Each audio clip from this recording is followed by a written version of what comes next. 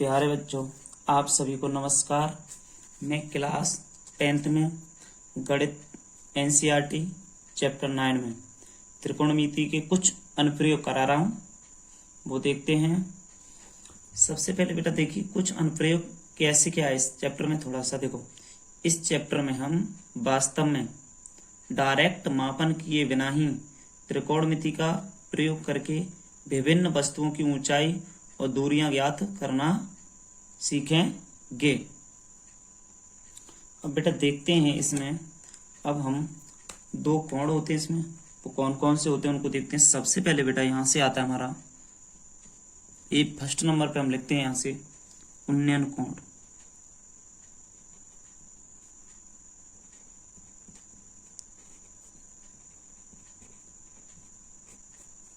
इसे इंग्लिश में बोलते हैं angle of elevation.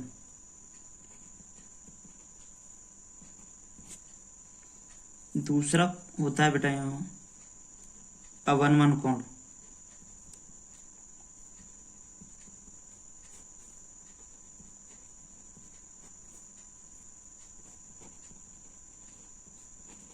Angle of depression.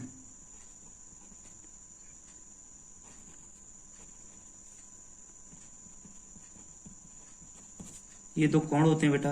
इसमें हम अब एक चित्र बनाते हैं, उसको देखते हैं। हम यहाँ से आपको उन्नयन कोण के बारे में बताते हैं। फर्स्ट हेडिंग है उन्नयन कोण। तो उन्नयन कोण के बारे में क्या बताते हैं देखते हैं हम। उन्नयन कोण है तो देखो, यहाँ से कोई ये लंब रेखा है और ये क्षैतिज रेखा है। देखिए यहाँ से कोई व्यक्ति, ये कोई बच्चा खड़ा हुआ है, यहाँ से कोई व्यक्ति है, यहाँ से ऊपर इस चोटी की तरफ देख रहा है। यहाँ कोई चोटी है, यहाँ देख रहा है, यहाँ से यहाँ खड़ा हुआ है, इस चोटी को यहाँ से देख रहा है। तो इसकी आंख से, ये सिरे से देखो, कोई भी चीज यहाँ से ऊपर, ये मान लो कोई मीनार, मान लो कुछ भी है, इसको ऊपर, इसको यहाँ ऊपर देखने, इस व्यक्ति को यहाँ ऊपर देखना है तो ये सर को ऊपर उठाएगा। तो ये किसके द्वारा देख रहा है? दृष्टि। इसको जो रेखा यहाँ से यहाँ तक ये देख रहा है, इस रेखा को हम दृष्टि रेखा बोलते हैं। और ये वाली होगी हमारी क्षैतिज, या इसे क्षैतिज बोलते हैं। और यहाँ जो कोण बनता है उसे हम उन्नयन कोण कहते हैं।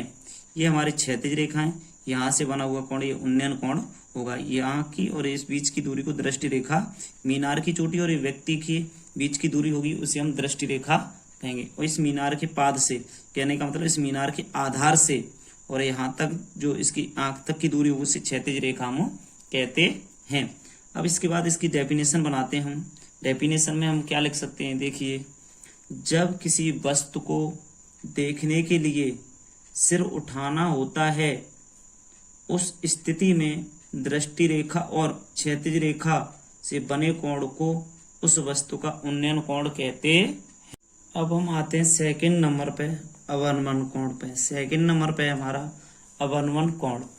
तो अवनमन कोण देखिए, ये हमारा एक कोई भी एक मीनार है, हमारे घर बना हुआ है कोई, यहाँ से देखा हमने, यहाँ से ये क्षैतिज है और यहाँ पर कोई लड़का खड़ा हुआ है। ये मान लो कोई भी व्यक्ति हो सकता है, कोई भी खड़ा हुआ है।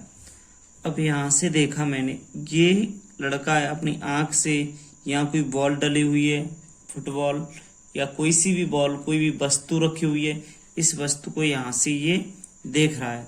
जब यहाँ से ये देख रहा है, इस मकान है, मान लो इस मकान की छत से, इस मकान की छत से कोई लड़का, यहाँ पर कोई व्यक्ति यहाँ पर बॉल को देख रहा है। तो यहाँ से जो यहाँ पर देख रहा है, ये वाला कोण, जो यहाँ से जो कोण, ये रेखा होगी वो दृष्टि रेखा होगी। यहाँ से जो कोण बनेगा उसे हम अवनमन कोण कहेंगे। वो यहाँ से इस तरीके से एकदम क्षैतिज रेखा और दृष्टि रेखा के बीच ये वाला कोण बनेगा, उसे हम अवनमन कोण कहते हैं। क्षैतिज रेखा और हमारी दृष्टि रेखा के बीच में जो कोण बनता है उसे हम अवनमन कोण कहते हैं। अवनमन कोण एंगल ऑफ डिप्रेशन में क्या लिख सकते हैं, इसकी डेफिनेशन बना सकते हैं। जब किसी वस्तु को देखने के लिए सिर झुकाना होता है, उस स्थिति में दृष्टि रेखा और क्षैतिज रेखा से बने कोण को उस वस्तु का अवनमन कोण कहते हैं। इसके बाद में आपका टाइप सेकंड आता है। तो हमने देखी एक त्रिभुज बना लिया, ये हमारा एक त्रिभुज है। इस त्रिभुज में ये समकोण होता है और ये वाला कर्ण होता है इसका, और ये वाला होता है लंब, इसको बोलते हैं हम लंब, और बेटा इसको बोलते हैं आधार। ये होता है हमारा आधार। तो हम देखते हैं ये कर्ण है तो कर्ण को के बोल देते हैं, लंब है तो इसे एल बोल देते हैं, आधार है इसको हम ए बोल देते हैं। तो देखते हैं ए बोल देते हैं इसे आधार को। तो इसके देखियो यहाँ से बेटा, यहाँ से हम देखते हैं इसे एल ए एल अपॉन में के ए। लाल बट्टा के अनुसार हम यहाँ से देखते हैं, देखो यहाँ तो होता है आपको हम बता चुके हैं साइन कॉस टेन कॉट, और यहाँ सेक, और यहाँ पर आपका सी कोसेक होता है, हम इसको बता चुके हैं। अब इसके अनुसार आगे चलते हैं। हमारे अनुपात देखिए, इसमें हम 3 अनुपातों के द्वारा हम पूरे त्रिकोणमिति के कुछ अनुप्रयोग को हल करेंगे। तो यहाँ से पहला होता है हमारा साइन थीटा। तो आप बताइए साइन लंब बट्टे कर्ण, तो हम लिखेंगे एल अपॉन के। अगर इसकी इसमें लिखेंगे तो यहाँ से लंब बट्टे, ऐसे भी लिख सकते हैं लंब बट्टे कर्ण। और एक और तरीका है, लंब पे ए बी रेखा है तो हम इसको ए बी रख लेंगे और बी सी को हम कट रख लेंगे। सॉरी, कर्ण की बात हो रही है तो लंब बट्टे कर्ण, तो यहाँ पर ए सी आएगा क्योंकि लंब है आपका ए बी, कर्ण है आपका ए सी, तो ए सी आएगा। तो हम इसको जब ये थीटा होगा तब इस प्रकार हम लेंगे। अब इसके बाद में कॉस थीटा माना, कॉस थीटा बराबर क्या होता है आधार बट्टे कर्ण।